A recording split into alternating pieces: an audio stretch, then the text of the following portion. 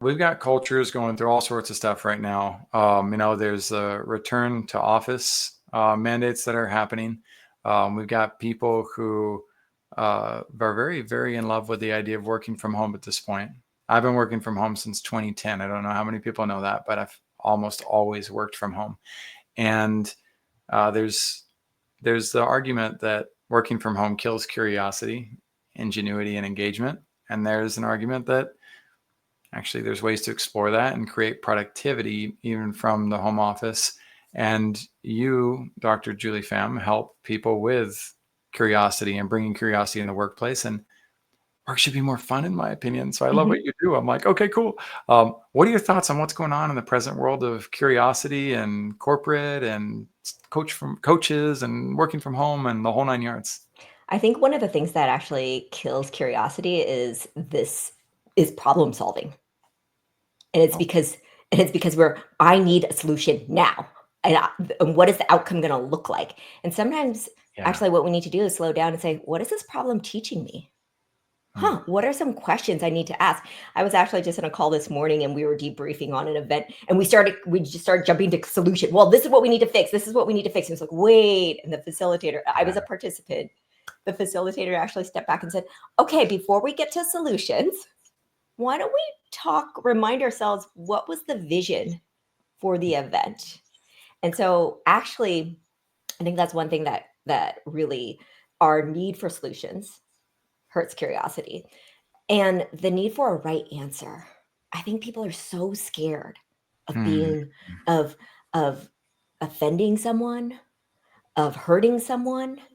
Jackson, I remember once I was leading this big group session and I was guiding people through how to ask questions, approach difficult conversations with curiosity. And at the end, this one person said, "You've taught us how to ask questions, but what I really want to know is how to answer them." And it's like, well, that's actually the question of leadership. We don't know. And so I think that's something else that hurts Say that people. again for all those who might have missed the punchline there. What is the purpose of leadership, or how did you say that?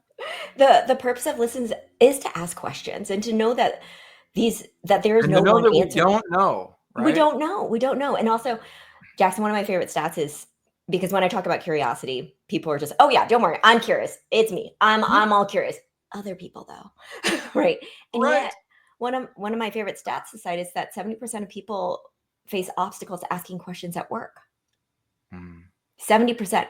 And so actually, and I actually think It's an sometimes interesting consultants. study because you have to be somewhat self-aware to be able to answer that to Well, and begin that's with. another thing. I think something like most people, like 80, 85% think of themselves as self-aware. And then that same study shows under the criteria of self-awareness, only about 15% of them are.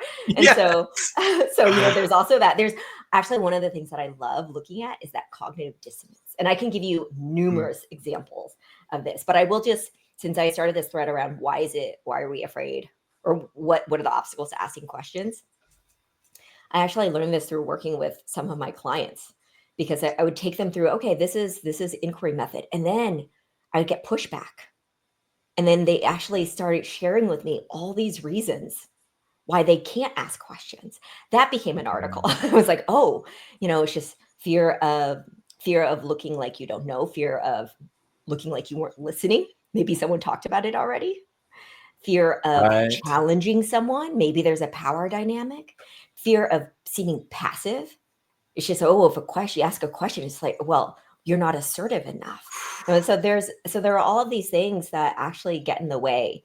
And that's why when I think about curiosity, I think a lot of people emphasize the why we should have curiosity. I Well, actually think we all can thank create you, curiosity. Simon Sinek. He Right? got us Right. all thinking about Why? it. Why? But the thing is, I actually think what people really struggle with is the how, and it's actually admitting when we don't want to practice curiosity. So Jackson, I've been describing curiosity. I said practice. And Uh, that's because a lot of people, when we talk about curiosity, we oh, think about it like a trait, because right, Jackson, before this call, you said, I'm curious. I'm like, I'm curious too. I actually think we are all curious. right. What's hard is to admit when we don't want to practice curiosity though. Cool. That's a really, really great point. I actually, on a more boring subject, I tie the same reality to integrity. Mhm. Because a lot of people say, "I'm looking for somebody with integrity." I'm like, okay, everybody in the world has integrity to some degree, Mhm. right? And so it's a matter of like, to what level and degree do you go towards? And it's that practice aspect. Am I practicing integrity, right? Am I doing Mhm. things to build that within myself? Am I doing the same thing with curiosity? It's a it's a verb. Mhm. And actually, speaking about integrity and with curiosity, the workplace environment needs to allow for that. I mean, someone could come in with a lot of integrity, she says, "Oh, but I'm not gonna be rewarded for my integrity here." Right. Well, I'm an Well, how are auditor. they gonna practice it if As a Mhm. marketer, revenue Mhm. growth expert, like that's part of what I do, and I'm like the least favorite out there, and I know why, and I'm okay with it. It's because I'm willing to audit, and I'm going Mhm. to say that campaign's going to lead to X, Y, or Z, or you're doing this and it's against FCC compliance, or you're going to be doing that, but your results are, I'm willing to say all the hard truths they don't want to hear, Mhm. which is the like it's easy to not want somebody to work with you Mhm. Mhm. when they're going to be that particular about how things go. It's much easier to just be the guy in sunglasses that stands in front of a plane you don't own and say the funnel is going to work. Mhm. Just make it happen. But there's not a lot of integrity with Mhm. that approach. So I love that you talked about how in workplaces we have to become aware. We have the opportunity as visionaries, as leaders, to become aware of: are we facilitating an environment where integrity is rewarded when it's difficult, Mhm. and where curiosity is expanded upon in a safe way, and where questions are able to be asked. And I think part of that too is there's a self training as a leader. What do I need to do to make room for those questions? And then how can I retrain or rewire my team members' brains and hearts to realize it's a safe place, even Mhm. though the last places they were at weren't necessarily safe places to bring up the same types of realities. So Mhm. Yeah, cool. and if See? there's a something I like to ask is, when talking about, so the practice of curiosity, I think of it as having these 3 elements. One is self-awareness, the second is relationship building, and the third is clear communication. So that first one is, self-awareness is about how do I be curious about myself? How do I practice inward curiosity? The second one is relationship building. So how do I be curious about other people, that outward curiosity? And also how do I let them be curious about me? And which means inviting them to react to whatever I'm saying that will actually expand how I think about that. And that part is really vulnerable. So I think there are people who are just, "Oh, I've asked you all these questions." And then sometimes I've heard people, but they don't ask me questions. Like, well, sometimes you have to share to let people Mhm. know it's okay, especially for leaders. Well, Oh yeah. why aren't people asking me questions? Because there's a power dynamic, right? Yes. And so, but going back to that, the relationship building part, that back and forth, that's reciprocity. And you need to have that reciprocity and learning for there to be relationship building. Because sometimes I hear people say, "It's not my job to educate you. You go look it up." And it's just, well, Good then luck. my response to that is like, I'm actually not looking for education. I'm looking for engagement. And if you don't think you have anything to learn from me, then we're not going to build a relationship. Right. So that's the second element of practicing curiosity, is the relationship building. And then the third element is listening to understand, asking questions when we don't understand, and then telling and giving specific examples and stories from our life. And that means not just being vague and abstract. See, And I love Jackson, this. So sorry, I didn't mean to interrupt yeah, your yeah, flow yeah. of thought. Mhm.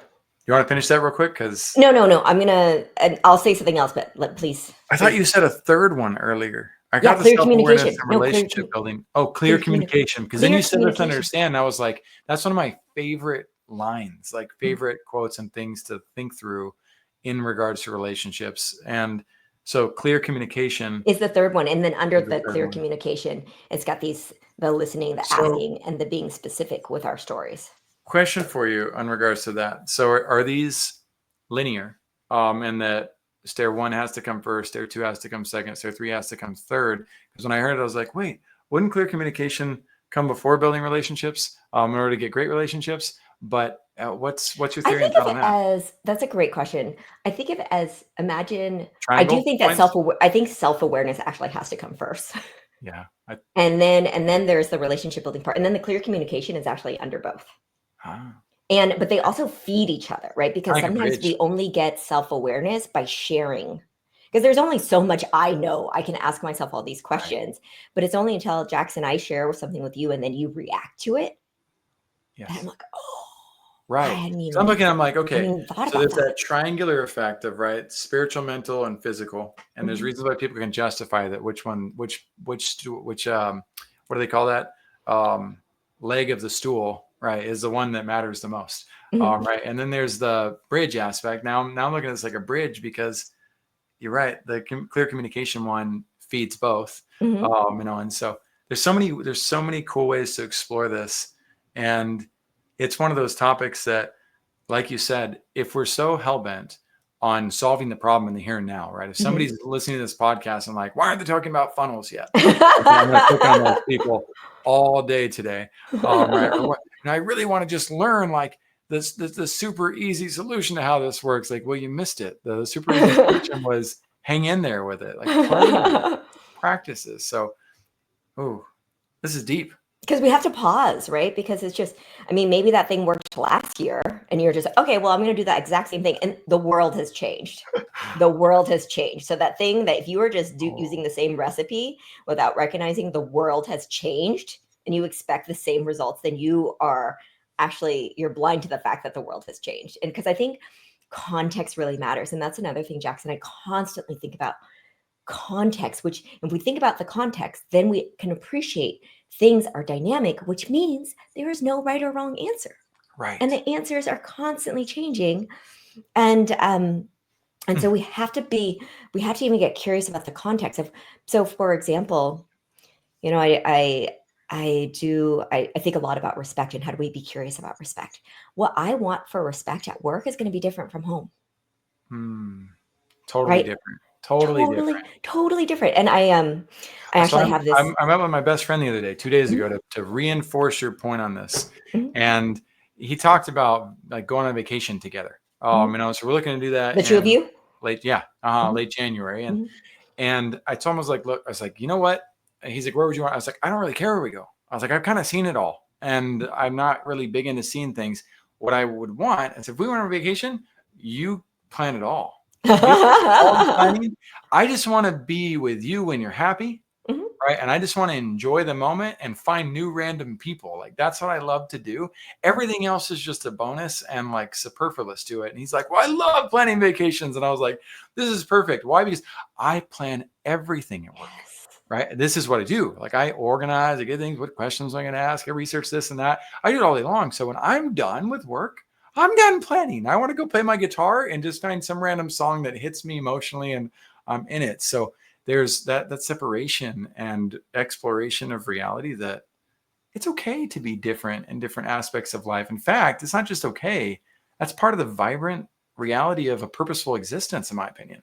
And actually, Jackson, what you just, because our role can actually change depending on who we're with, right? So if you are with some people, with a group of friends where you are the most organized person and you know you are going to be annoyed if it doesn't go a certain way, then you step up and you're the organizer. But if you Mhm. are actually with someone who's much more picky and wants certain things more than you, then like, I'm going to step back and I'll do whatever you want. And so we will step up and change it or step back depending on who we're with, and that happens at work too. Yes. And so I think it's really important to recognize that it's dynamic. And that, I mean, another example of right or wrong thinking, the way people think about respect is we talk about it respect versus disrespect. Hmm. If I don't get respect the way I want, you know what that is? That's disrespect. Right. Right? And then you just hear people say, "Oh, you need to respect me." And they're talking about it as if we mean some as if it's fixed and universal. We're such victims. I'm just gonna say When it's the way I think about it is more it's more relative because it's we actually Jackson, you and I want to respect one another. We know that. We can yeah, agree on how it feels to feel seen, heard, acknowledged. What we disagree about is, well, what does it look like to you, Jackson? right. Versus what does it look like to me? Do you want me to CC you on all the emails? Because if you did that to me, I'd be like, don't fill in my email box. But some people actually feel that they are not included. if you Correct. don't, if you take them off they were like, why did you take me off? And they take that really personally, right? This Mm-hmm. book by Mm-hmm. Dr. Peter Drucker, The Effective Executive, one of the best books of all time for business. Thank you, Warren Buffett, for saying that. Thank you, Bill Gates, for saying that. Thank you, LeBron James, for saying that for track record purposes. It's also one of the only books I know that people don't implement after they read it. But he talks about that, and he gives a very easy recipe for how to include people, without, so they don't feel like you're forgetting them. But I love that you're adding a new dynamic onto that as well. And you're right. I have worked with executives who are like, I don't want to be included on that. And why are you including me on it? And that presents an entirely new, different curiosity opportunity as well. And Mm-hmm. like, all right, do you work on training that executive on being able to delegate their inbox out a little more so they don't feel that way? Or do you let it go and just not make the exception for that one person? There's so many things to explore when it comes to working relationships, dynamics, and those you listening in, I hope you have in your heart the same thing that I'm going to assume Dr. Pham and I have, which is just a love for exploring this stuff, Mm-hmm. right? Just appreciating that we don't get it, we don't know, we're trying, we're going to continue to explore it, and we get to benefit from that process, as do our team members. So, before we cut for a little bit of a break, what are 3 resources, Julie, that have gotten you to where you are as a visionary leader? What things can we use to improve our own journeys? I'll just say I really like this book called Stories That Stick. It's about storytelling and how personal knowing the story of our own company and ourselves actually helps us in health later on. There is another favorite book right now is Charles Dugan's Super Communicators. I think that's a great book about how different ways that people communicate. So that's not personality styles. It's more of, it's just got lots of really great stories. And I'm also a huge fan of Malcolm Gladwell. I'm a historian by training, so anything revisionist history, the podcast, I love that because I think that's about reframing.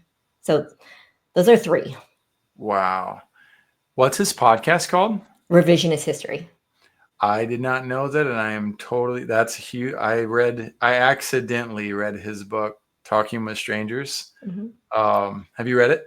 Yeah. Mhm. Oh my gosh, what a mind-blowing book. I thought it was going to be a book on like communication and relationships related to business, and then found out no, this is like a world paradigm shifting book in like 4 different capacities. And that book is dark and like Mhm. amazing, and like dives into hope too, but like, oh my You'll love goodness, his that you'll love guy. his podcast.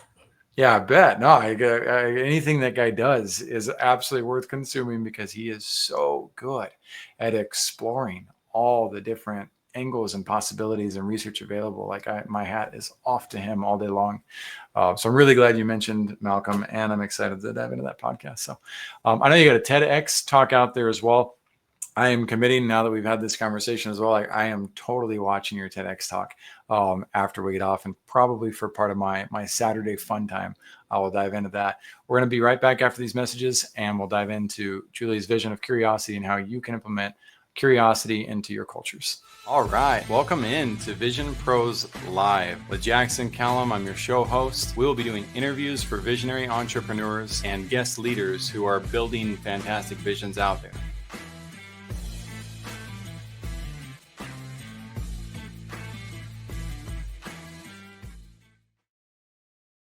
Hey, what's up? And welcome into another episode of Vision Pros Live. I'm your show host, Jackson Calame, founder and CEO of First Class Business. And I'm super excited to have Dr. Julie Pham on today because we get to talk about curiosity. And I love curiosity. I love that she talked about how it is a practice. It is not necessary. It can be a trait for sure, but we're talking about the art of being able to implement it more and more often in life. And I have found that's one of those great recipes or ingredients, rather, secret ingredients to drive more happiness and fun and self-awareness, discovery, exploration. Like, you get to enjoy life more as you dive further into the aspects of what curiosity entails. So we'll get back on that in just a minute. As we do, a couple of programs for you guys to be curious about. One of them is Oportunidades de Trabajo para Latinos. If you're curious, that is Spanish for opportunities for Latinos, spoken by a gringo who sometimes speaks okay and sometimes doesn't. My hope is that all of you will explore what we're building with opportunities, We have a version of this for India. We also have a version of this for the Philippines. And we're basically training virtual assistants, people who've never heard of the opportunity to be a virtual assistant. I'm talking about people who don't know about LinkedIn, people who don't know that Canva exists, Upwork, Rich Dad Poor Dad, Fiverr, etc. These are all new foreign materials to them. And we help them learn that there are opportunities throughout the world where they could get hired. We hire most of them within First Class Business ourselves as well. They go through a 90-day training program. If you know of a Latino, an Indian leader, or somebody from the Philippines who would love to be featured on one of those shows, what we're doing is shining the light on leaders who become inspirations, beacons of hope for the individuals who follow and have joined our program. So join us on that. And if you're into hiring VAs, know that we've learned to call that practice virtual abuse. We don't contribute to it. We don't believe in it. We want you to learn who these people are, learn how to take care of them. And what's really cool is when you take care of the people that you're working with and you take an interest in their life, they show up to play ball. They get things done really, really well. So come and enjoy our resources. Then there's learnandgrowrich.net with Zach Ullman. Zach has become our official chief financial officer at First Class Business. I love his brand. I love what he does. We got this program called Power Launch at First Class Business. It's robust. It's crazy. It's insane. He's built like an identical version of that, but for completely different positions and resources for businesses that we don't touch. It is amazing how much we overlap and yet how our systems almost don't touch each other. So the collaboration just made a lot of sense. He also came on the show. You're welcome to check his episode out. I have been super impressed with the depth of Zach's systems. I've worked with a lot of financial, what do they call them? Fractured bones, fractional. Don't do it, guys. Work with people who actually know what they're doing and who are really dedicated to building your vision out. He's got a community of a couple hundred people. I cannot endorse Zach enough. What he's been able to drive for our business in terms of clarity in a matter of weeks after me pretty much raking him over the coals for months and months and months, seeing is this really the guy who's going to help us drive the financial side forward? Zach's the bomb. Then there's the Water Project. The Water Project is an entity that we're not affiliated with, but I just love. I got curious about it. Speaking of, when I found the Water Project, somebody had challenged me to move my brand away from supporting a company called Operation Underground Railroad. No, I did not move away from supporting entities that help children who are facing the horrifying reality of sex trafficking. I think it's very important that we look at and that we help the areas of life that are not too comfortable to bring up. And but as this employee, this person who was working with me years ago, brought up the Water Project, I did decide to dive into it. And I began to realize that there's places in the world that don't even have access to clean sources of water. Like there's literally millions of people out there. And I started to internalize that. I saw a picture like this. This reminds me that there's kids out there who celebrate water more than my kids even celebrate Christmas Day. And all I have to do is contribute $5 or $10 to a specific community. And I actually get to see the results of that contribution thanks to the way the Water Project does things. I get to see the sand dam that they build or the borehole well that they create. If you're in a position where financially you can't give back to this, my hope is that you'll just talk about it with some people, maybe over dinner, maybe over lunch today. Maybe you're inspired to share this with a friend. Tag that friend. Let the friend know about it. You never know how far the ripple effect of doing good will go. But we've got 8 billion people to help in this world. So if there's another cause out there that you want us to contribute to, drop the cause in the comment, share it back to us. I might even share it on the show. We always want to be doing everything we can to help out. So without further ado, we're going to get back to helping you guys on how to cultivate curiosity. This is a super, super important superpower. Let's be redundant here. For those of you visionary leaders out there who are exploring and building your visions. Julie, thanks so much for joining me on Vision Pros Live. Thank you so much, Jackson. Yeah, absolutely. So back into the mode of curiosity. Who are we going to talk to today? We've got those who we got visionaries listening in. What is your vision for curiosity for the people that you serve? What do you want them to do with it? We've all read Curious George. Where do we go from there? Mm-hmm. I want them to have fun at work. I want them to feel that this is a learning organization. A lot of people, when they think about education, it stops at school. Oh, I have these degrees. I have all of this. And it's just, well, actually, learning shouldn't stop at school. And we should actually invest in people. And I'm not just talking about trainings. I'm talking about just making time for continual learning and having this environment where people feel, I can admit I don't know stuff. And that there are people here in this room, my colleagues, who may know more than me about this certain thing. And they also want to learn from me about certain things. And that way there's a shift, because I think the workplace is actually, it can be very transactional and very extractive. And what I mean by that is, Absolutely. I need someone to do this thing, and you get paid for that. And your value is right there. That's only, and it can feel extractive. My vision is, how do we create these learning organizations where people feel, I'm not just here to give my labor so I can get compensated.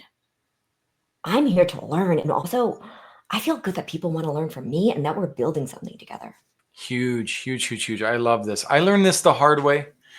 I remember hiring a few people on Fiverr and firing them pretty fast. And I remember pointing fingers at them until I finally realized that there was 3 pointing back at me. And no way that applies in this. No way. I went back and looked, and sure enough, I did a horrible job trying to hire the first one. It was my fault, not his. And I was like, okay. Second one was better. Third one was better, but there was something missing. And so my fourth time hiring a designer from Fiverr, I decided to ask them when their birthday was, what their favorite holiday was, and did they want to be the world's greatest designer, or did they have something else that they want to pursue in life? And this person wanted to be in AI. This is way back in like 2012 or 13, somewhere in there. They wanted to be in AI, and they loved Christmas and whatever else. And they did like the best design job ever just by asking those little tiny questions. But I knew, I was like, maybe if I stop treating people like a pair of shoes at Payless, maybe they'll show up and really care about doing the work with me once I actually care about them as human beings.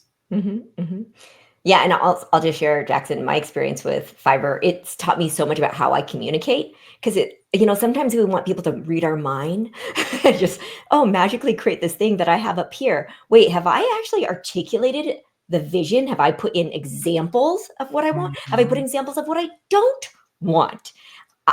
Even actually working with Fiverr has forced me to be a better communicator.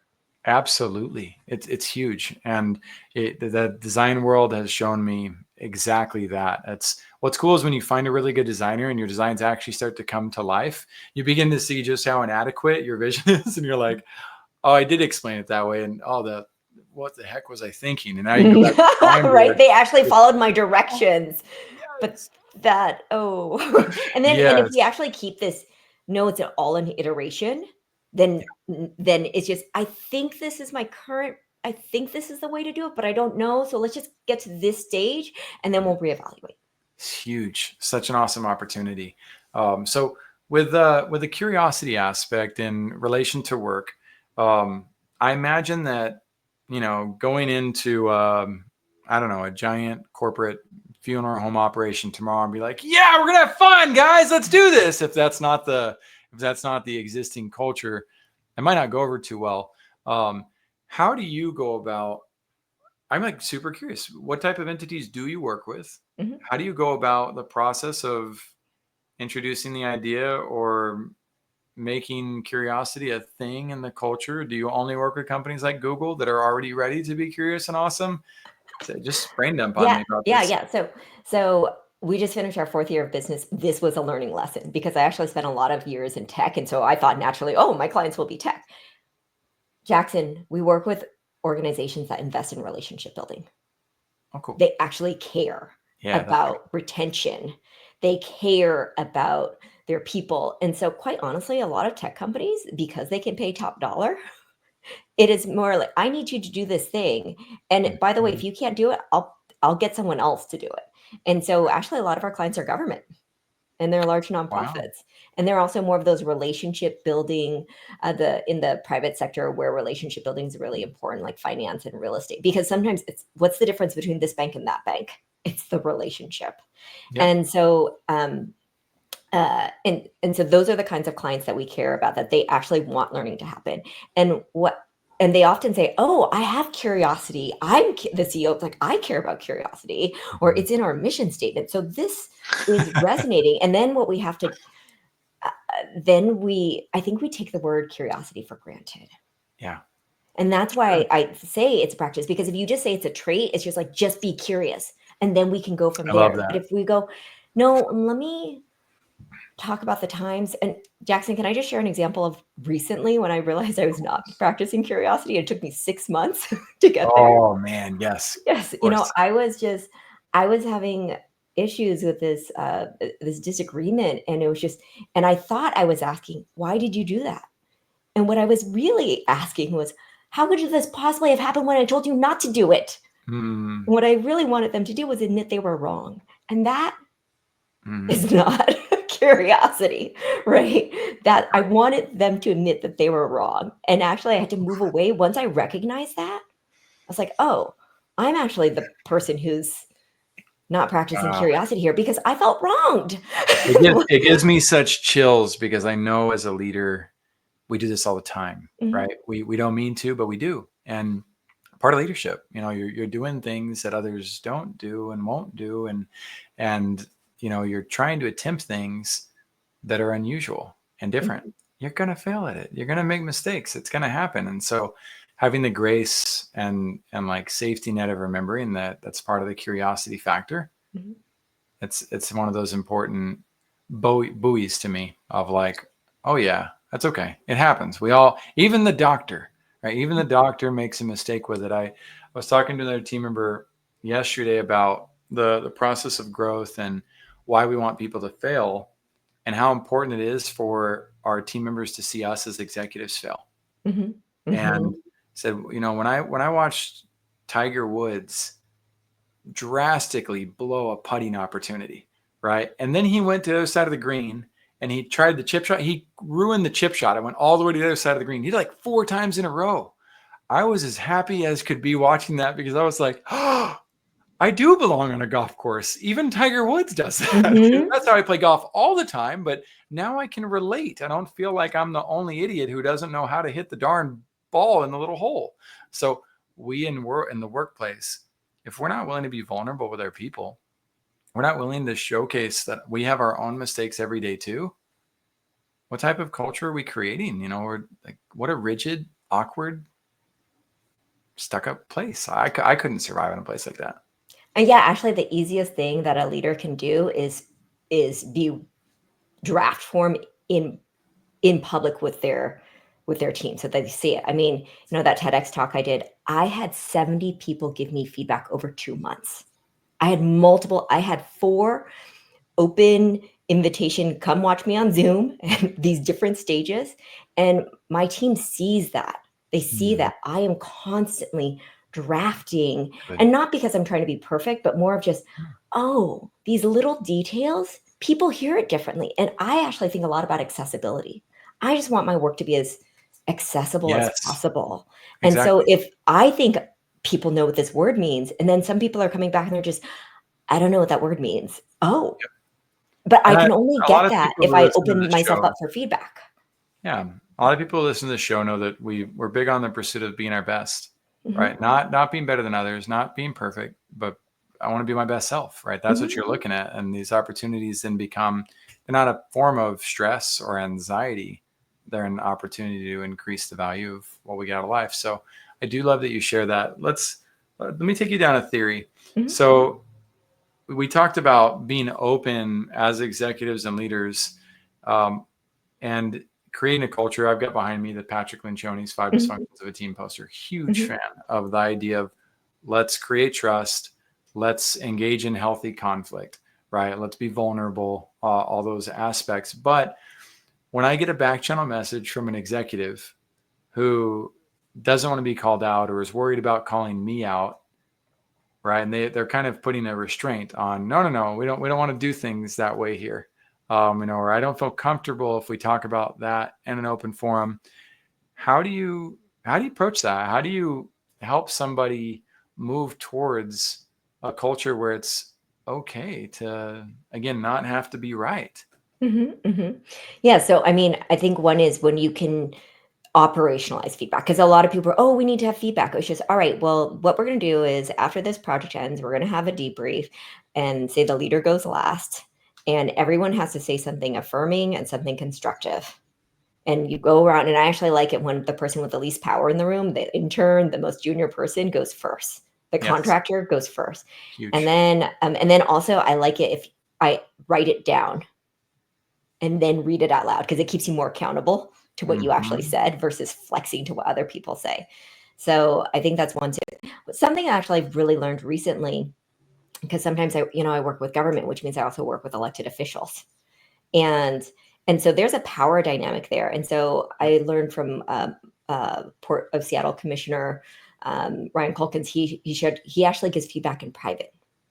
And the reason why is because sometimes if he gives it in public, it has this outsized perception, and so he realizes he has to give that constructive feedback privately, because then, so that there's not so much noise around it. So I do think it's important that, I mean, it's a great learning opportunity to give it in a group setting, and then there are some times where you give it privately because you don't want it to be distracting.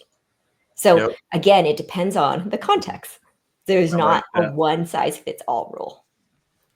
I really like that, and I can do better on my ability to harmonize. That's what I hear. My daughter's name is Harmony for a Mhm, reason. It's a good mhm, constant reminder too to aim for it. So I like that you also mentioned something I saw that Jeff Bezos does. And same thing, he has the newest person in the meeting lead the meeting. And mhm, I would start first, and they go up in seniority from there, which allows leaders to listen more and mhm, allows people to bring up thoughts and ideas that they wouldn't otherwise bring up because they're intimidated by, they don't want to be wrong. mhm, And they want to just cater. Oh, no, what Jeff said is perfect. Let's just go with what Jeff said. Right. And it's a great way to get more people to contribute ideas that no, Jeff or Jackson or anybody else wouldn't necessarily get if we had opened our big mouths first. mhm, So mhm, that's another very helpful reality. I would love to know. I want to go into my favorite question actually, just because mhm. I want to make sure we don't rush it. Julie, if this was the last chance you had to speak in public, what powerful lesson can other visionaries learn from your experience? Mm. It's to admit when practicing curiosity has been hard for us, and to be very specific about it. Hmm. And so the example that I just shared is just like, oh, that's a very specific example. Because I think I hear people who are very vague, oh, failure is good, make mistakes. And I think that is, I have, I've gotten a lot of positive reactions when people are just, oh, thank you for being real. Thank you for being real. And I'll share another thing is, sometimes you just got to share what you think is important, and you don't, because I think, especially when we think about marketing, oh, is this going to hit if I say this word or if I do this? Recently I wrote this post about sobriety. And because I just celebrated 1 year of dessert sobriety, I am Hey. pre-diabetic. And I was just, you know what? I cold turkey. It was just, and every month I celebrated that sobriety birthday. And I didn't know if people would think, oh, sugar, or they just like, that's what you're talking about, Jackson. And I was just, I'm going to write it because I feel this. I'm proud. I just completed 12 months. I didn't think I could do this. The responses to that, people privately messaged me and told me about their own sobriety. Some people publicly. And Yep. so I think that you've got to just go, sometimes trust your instincts and say, like, this is what I want to share. I don't know what people are going to think about it, but I feel like this is a message I have to share. Oof, that's powerful. It's powerful. It can lead to some painful outcomes as well, right? That's part of life, right? Is part Mhm, of growth. Is I think about the seed that has to break, right, in order for it to open and sprout. And it mhm, has to go through that dark environment, and then it comes out, and there's storms and all sorts of stuff. Like we're not going to escape the pains that can exist. I do want to highlight those realities, so maybe it will help some of you prepare for it. When I was first doing like my podcasting stuff way back in the day, going live on Facebook, a friend at the time said, "When are you going to stop with all this washed up discount Tony Robbins bullcrap?" And I was like, that was my first public comment from somebody. mhm, and so it ended up, I felt isolated too. It's like, oh, where is everybody? And then I also got messages privately from people, not because of that, and independent of that, that were like, hey, I love what you post. I'm sorry I never reach out. It's been a long time. Like, you've been a huge inspiration to me. That were like, whoa, like I made a difference in somebody's life. You never know who's going to appreciate what you're doing, but that's why I appreciate what Julie said. It's your instinct, right? Follow what you're called to do, and trust that as much negativity as may come your way, if you did what you know was best, that is going to have a brilliant and great effect for you and your life, no matter what negativity comes your way. So thank you for encouraging people to do that. Can I share one more? Yes, of One course. more, especially because you're a marketing expert. I think you'll really appreciate this. Yeah. And vanity metrics. I've Okay. had to let go of vanity metrics. Mhm. Before it's just, oh, how many likes? Oh, what about this? And it's just, and what I realize is, I mean, my the there are people who care about what I do, and they show up, and maybe they didn't share on social media, but then they tell me later on, Julie, I mean, I didn't react, but I sent it to 20 people, and I've been talking about it. And so I think that's something to really separate, something I've had to let go of, especially as an entrepreneur. It's just we can get Yeah. so, oh, what we can measure is what matters. It's like, but sometimes there are a lot of things we cannot see. I mean, I'll go back to I the can't talk. measure the amount of blood that pumps through my heart, but I'm Yeah, pretty sure it's important. I'm just going yeah, to leave that to where it's yeah, at. Go ahead. yeah. Continue. And it's even like my TEDx talk doesn't have that many views. But you know what? I had 30 people who paid quite a bit of money on a Thursday afternoon, taking time off work, fighting traffic to attend in person. Yeah, I had 70 people who are like, I'm going to give my time and give you feedback. That to me, I was like, wow, people care. they So I do. think that those are the things that we just have to remember. Vanity metrics, that's, and then what actually matters.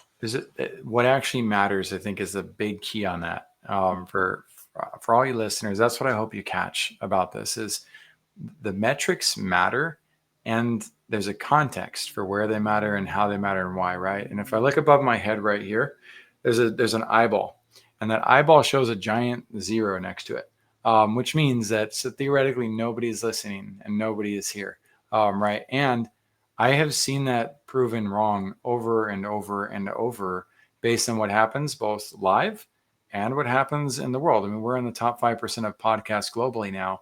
And again, vanity metric, right? Does that mean anything to anybody? Maybe, but not. It's important. I'm grateful for it. But what I'm most grateful for is I'm going to get up. I'm going to do the work. I'm going to show up for the people who I show up for. I'm going to give my absolute best. And the byproduct of doing that is already guaranteed. Why? Because I trust in the law of principles, right? I trust in the law of attraction. I trust in the law of the harvest. I know that great things come from it.